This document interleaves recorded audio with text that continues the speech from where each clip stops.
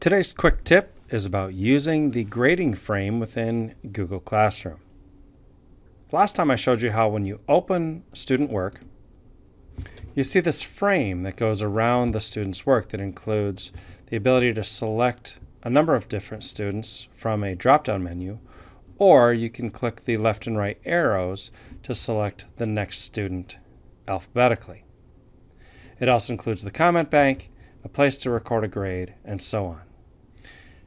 But because we connect to projectors, sometimes our resolution is different, and the display might show at a different size, and we might not be able to see everything that we're used to.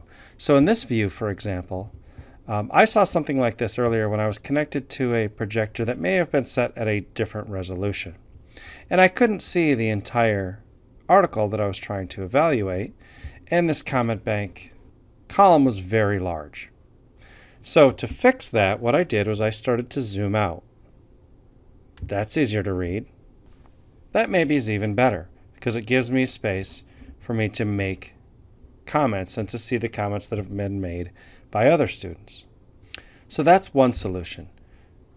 Use your zoom out function to give yourself a more natural display. Another suggestion is to undock your computer if you are docked to see if that makes for a better view. If your display looks like this, zoom out or undock and see if either one of those solutions work for you. If there's ever a reason you don't want to use the grading frame and just want to view the documents by themselves without that frame, simply click on the folder above the list of student documents.